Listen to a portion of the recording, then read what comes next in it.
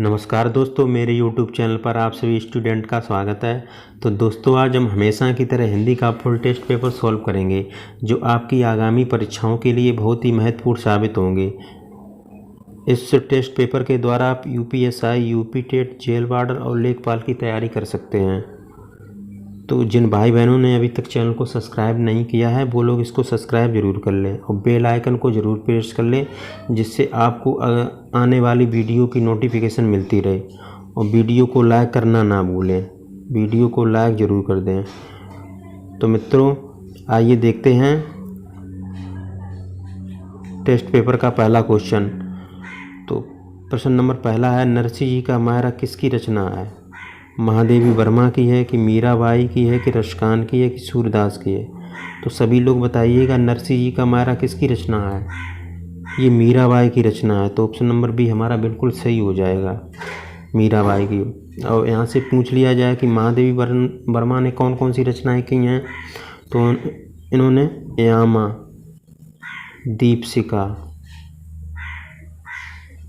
दीपशिका और रस्म, निहार, गिल्लू, ये महादेवी वर्मा की रचनाएं हैं। और सूरदास की अगर पूछ ली जाए तो सूरसागर, सूरसारावली, विनय पत्रिका,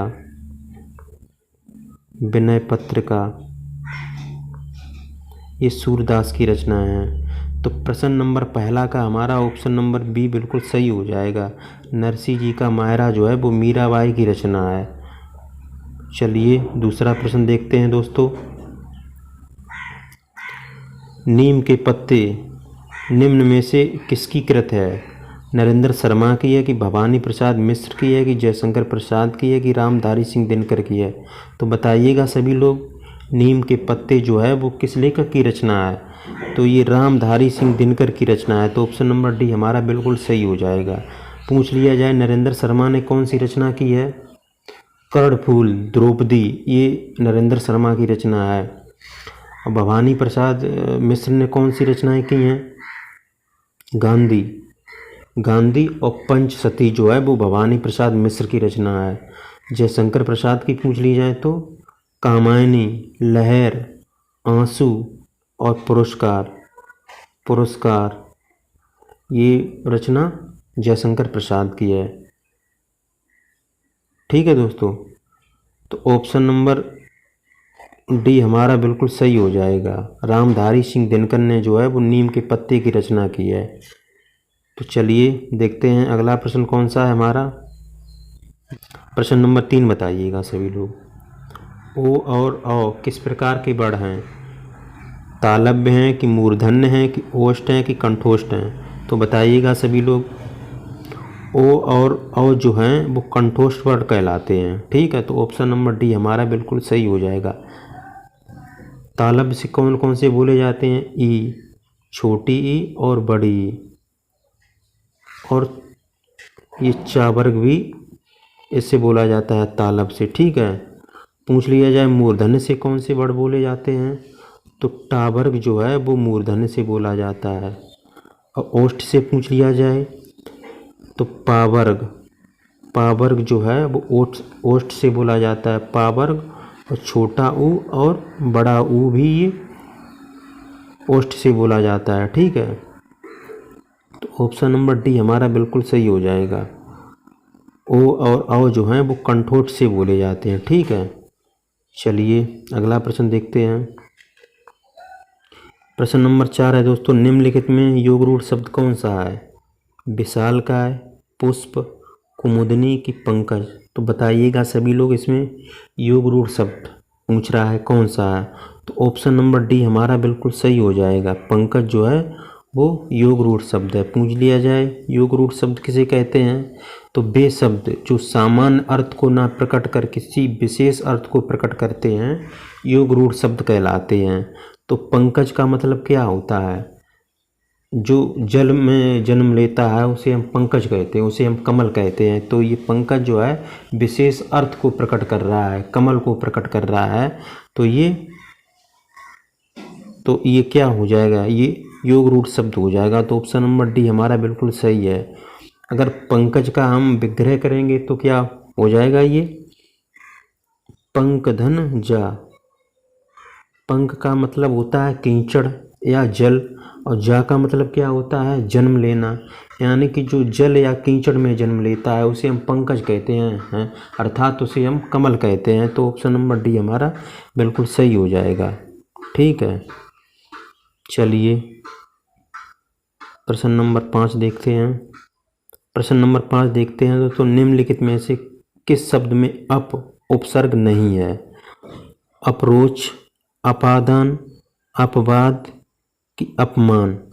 तो बताइएगा किसमें अप उपसर्ग नहीं है? तो ऑप्शन नंबर सी हमारा बिल्कुल सही हो जाएगा। अपवाद में जो है वो अप उपसर्ग नहीं है। ठीक है, तो जिन लोगों ने अभी तक चैनल को सब्सक्राइब नहीं किया है वो लोग इसको सब्सक्राइब जरूर कर लें और वीडियो को लाइक अवश्य कर दें। चलिए अगला प्रश्न देखते हैं। जिस वाक्य में केवल एक ही उद्देश्य व एक ही विधेय होता है उसे क्या कहते हैं? सरल वाक्य कहते हैं कि संयुक्त वाक्य कहते हैं कि मिश्र वाक्य कहते हैं कि इनमें से कोई नहीं? तो बताइएगा सभी लोग। तो उसे सरल वाक्य कहते हैं। ठीक है, जिस वाक्य में एक उद्देश्य व एक विधेय होता है उसे हम सरल वाक्य कहते हैं। और संयुक्त वाक्य किसे कहते हैं? जब दो वाक्यों के बीच में अथवा, इसलिए, और, एवं, तथा या अतः ये शब्द आ जाएं तो वो संयुक्त वाक्य कहलाता है। और मिश्र वाक्य जब दो वाक्यों के मध्य में कि, जो कि, क्योंकि, जितना, उतना, जैसा, वैसा ये शब्द आ जाएं वो मिश्र वाक्य कहलाता है। तो ऑप्शन नंबर ए हमारा बिल्कुल सही हो जाएगा। जिस वाक्य में एक उद्देश्य व एक विधेय होता है उसे हम सरल वाक्य या साधारण वाक्य कहते हैं। चलिए अगला प्रश्न देखते हैं। मैं काम से जा रहा हूँ वाक्य में से में कौन सा कारक है? संप्रदान कारक, करण कारक, अपादान कारक, अधिकरण कारक? तो बताइएगा। मैं काम से जा रहा हूँ तो पूछ रहा है से में कौन सा कारक है? तो से में करण कारक है। तो ऑप्शन नंबर बी हमारा बिल्कुल सही हो जाएगा। पूछ लिया जाए कारक कितने प्रकार के होते हैं? तो कारक ये 8 प्रकार के कारक होते हैं। ठीक है, चलिए अगला प्रश्न देखते हैं। निम्नलिखित में से कौन सा शब्द पुल्लिंग है? रात, बात, गीत की मात? तो बताइएगा कौन सा शब्द इसमें पुल्लिंग है? तो दोस्तों याद रखना, जब हम किसी शब्द के अंत में अच्छा, अच्छी का प्रयोग करते हैं तो हमें सही से पता चल जाता है कि ये वाक्य स्त्रीलिंग है कि पुल्लिंग है। तो रात कैसी होती है? रात अच्छी होती है। तो रात अच्छी होती है ये स्त्रीलिंग है। बात अच्छी होती है तो भी बात कौन सा? बात स्त्रीलिंग है। गीत अच्छी होती है कि अच्छा होता है? गीत अच्छा होता है। तो ऑप्शन नंबर सी हमारा सही हो जाएगा। गीत जो है वो पुल्लिंग शब्द है, ये पुल्लिंग शब्द है। मात अच्छी होती है कि अच्छा होता है? मात अच्छी होती है तो मात भी स्त्रीलिंग है। तो ऑप्शन नंबर सी हमारा बिल्कुल हो जाएगा। गीत जो है वो पुल्लिंग शब्द है। ठीक है, वो पुल्लिंग शब्द है। चलिए अगला प्रश्न देखते हैं। वह संज्ञा शब्द जो किसी गुण, दोष अथवा भाव का बोध कराते हैं वो कहलाते हैं? व्यक्तिवाचक संज्ञा, जातवाचक संज्ञा, भाववाचक संज्ञा कि पदार्थवाचक संज्ञा?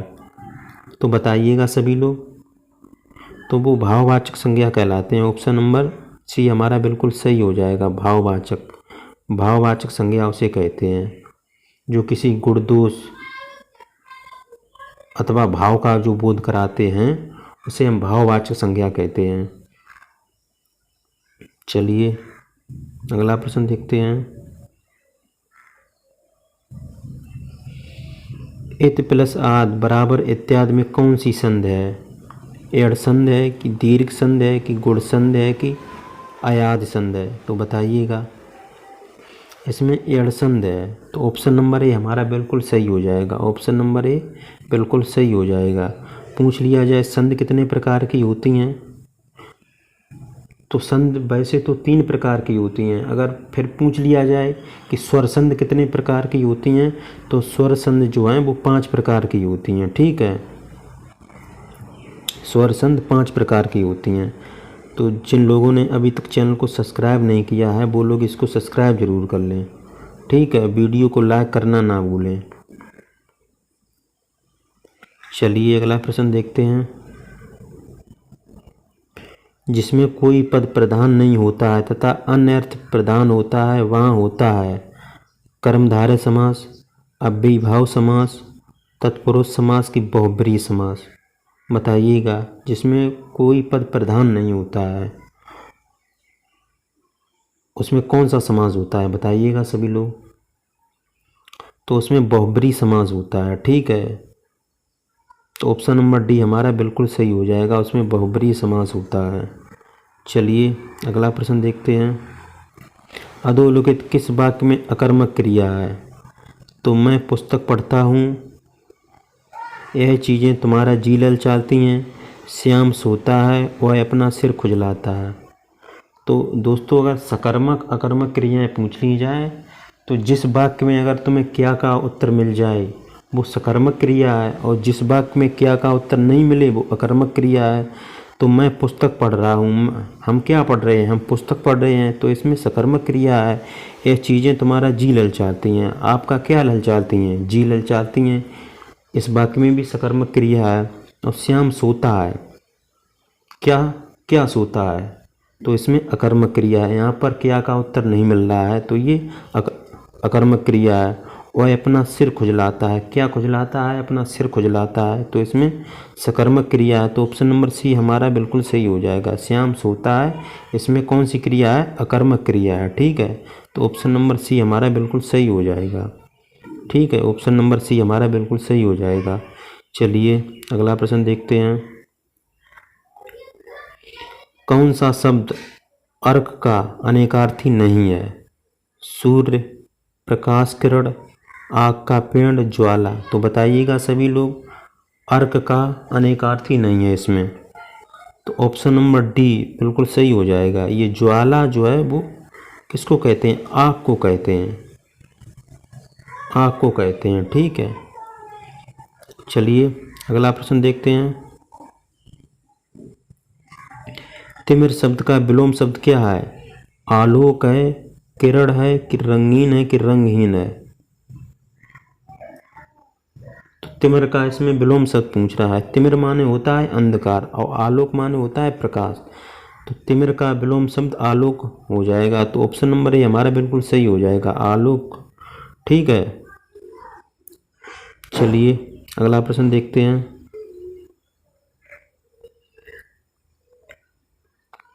निम्नलिखित में शिव का पर्यायवाची शब्द है? शिवालय, रुद्र, रुद्राक्ष की हर। तो शिव का पर्यायवाची से पूछ रहा है, बताइएगा। तो शिव का पर्यायवाची क्या होता है? तो ऑप्शन नंबर बी हमारा बिल्कुल सही हो जाएगा, रुद्र जो है वो शिव का पर्यायवाची होता है। ठीक है, और कौन कौन से शिव के पर्यायवाची होते हैं? अम्बरीश, अक्षमाली, अघोर, ये सभी जो हैं वो शिव के पर्यायवाची होते हैं। तो ऑप्शन नंबर बी हमारा बिल्कुल सही हो जाएगा। चलिए अगला प्रश्न देखते हैं। द्विवेदी युग का नामकरण किसके नाम पर हुआ था? शांत प्रिय द्विवेदी के, हजारी प्रसाद द्विवेदी के, कि महावीर प्रसाद द्विवेदी के, कि राम अवध द्विवेदी के। तो बताइएगा सभी लोग, द्विवेदी युग का नामकरण किसके नाम पर हुआ था? तो महावीर प्रसाद द्विवेदी के नाम पर जो है वो द्विवेदी युग का नाम पड़ा था। पूछ लिया जाए द्विवेदी युग कब से कब माना जाता है, तो ये जो है वो 1900 से लेकर ये 1920 तक का काल जो है वो द्विवेदी युग कहलाता है। ठीक है दोस्तों, तो ऑप्शन नंबर सी हमारा बिल्कुल सही हो जाएगा। चलिए अगला प्रश्न देखते हैं। कागजी घोड़े दौड़ाना मुहावरे का अर्थ क्या होगा? नकली घोड़े दौड़ाना, बहुत परिश्रम करना, व्यर्थ की लिखा पढ़ी करना, जांच पड़ताल करना। तो बताइएगा इसका सही ऑप्शन कौन सा सही है इसमें? तो ऑप्शन नंबर सी हमारा बिल्कुल सही हो जाएगा, व्यर्थ की लिखा पढ़ी करना जो है वो कागजी घोड़े दौड़ाना कहते हैं। तो ऑप्शन नंबर सी हमारा बिल्कुल सही हो जाएगा। चलिए अगला प्रश्न देखते हैं। क्वेश्चन नंबर 18 बताइए, चना का तत्सम रूप क्या होता है? चड़क होता है कि चढ़ा होता है कि चाड़क होता है कि चढ़ाक होता है? तो बताइएगा सभी लोग, चना का तत्सम रूप क्या होता है? तो चना का तत्सम रूप ऑप्शन नंबर ए हमारा बिल्कुल सही हो जाएगा। इसको क्या कहते हैं? चड़क कहते हैं, चना का तत्सम रूप है। ठीक है, चलिए अगला प्रश्न देखते हैं। अगला प्रश्न है दोस्तों, निम्नलिखित में से शुद्ध शब्द का चयन कीजिए। ऑप्शन नंबर ए सही है कि ऑप्शन नंबर बी सही है कि ऑप्शन नंबर सी सही है कि ऑप्शन नंबर डी सही है? तो बताइएगा सभी लोग। ऑप्शन नंबर डी बिल्कुल सही लिखा है। जिजीविका जो है वो इस तरह का लिखा जाता है। चलिए अगला प्रश्न देखते हैं। निम्नलिखित में से विनय पत्रिका की भाषा है ब्रजभाषा है कि अवधी है कि भोजपुरी है कि मैथिली है? तो बताइए विनय पत्रिका की भाषा कौन सी है? तो दोस्तों आप याद रखना, विनय पत्रिका की भाषा जो है वो ब्रजभाषा में लिखी गई है, विनय पत्रिका। ठीक है, तो ऑप्शन नंबर ए हमारा बिल्कुल सही हो जाएगा। ये ब्रजभाषा में लिखी गई है विनय पत्रिका। चलिए अगला प्रश्न देखते हैं। हवन में जलाने वाली लकड़ी के लिए शुद्ध शब्द क्या है? हवन सामग्री कहते हैं कि हवन काष्ठ कहते हैं कि शुष्क काष्ठ कहते हैं कि समिधा कहते हैं? तो हवन में जलाने वाली लकड़ी के लिए एक शब्द क्या है? इसको समिधा कहते हैं। ठीक है, हवन में जलाने की लकड़ी को हम समिधा कहते हैं। तो ऑप्शन नंबर डी हमारा बिल्कुल सही हो जाएगा।